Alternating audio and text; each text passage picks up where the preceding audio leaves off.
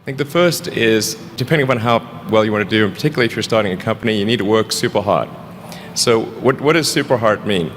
Well, when my brother and I were starting our first company, instead of getting an apartment, we just rented a small office and we slept on the couch. And we showered at the YMCA, and we had just one computer. So the website was up during the day, and I was coding at night. 7 days a week, all the time. Work hard like every waking hour. That's the thing I would say particularly if you're starting a company.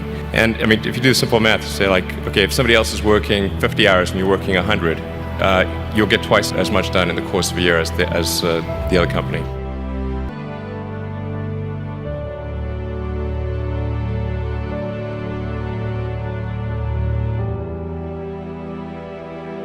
I think too is you got to make sure that whatever you're doing is a great product or service. It has to be really great. And I go back to what I was saying earlier, where if you're a new company, I mean, unless it's like some new industry or new market if it's an untapped market, then you have more ability the standard is lower for your product or service. But if you're entering anything where there's an existing marketplace against large entrenched competitors, then your product or service needs to be much better than theirs. It can't be a little bit better, because then you put yourself in the shoes of the consumer and they say, why would you buy it as a consumer? You're always going to buy the trusted brand unless there's a big difference. So a lot of times entrepreneur will come up with something which is only slightly better. And it can't just be slightly better, it's got to be a lot better.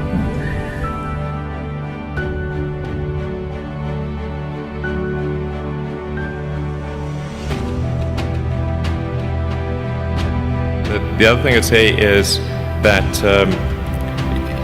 if you're creating a company or if you're joining a company, the most important thing is to attract great people. So either join a group that's amazing, that you really respect, or if you're building a company, you've got to gather great people. I mean, all a company is a group of people that have gathered together to create a product or service. And so depending upon how talented and hardworking that group is, and the degree to which they are focused cohesively in a good direction, that will determine the success of the company. So do everything you can to gather great people if you're creating a company.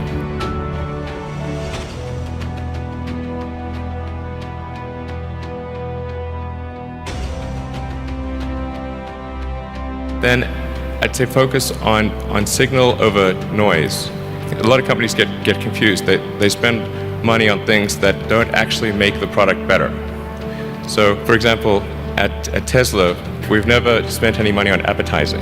We put all of the money into R&D and manufacturing and design to try to make the car as good as possible.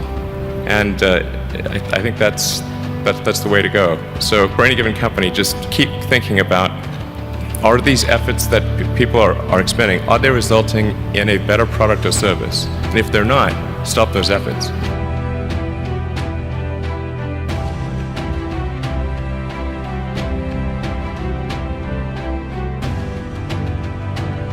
And then I think the final thing I would encourage you to do is, now is the time to take risk. You don't have, you don't have kids, but as you get older, your obligations increase.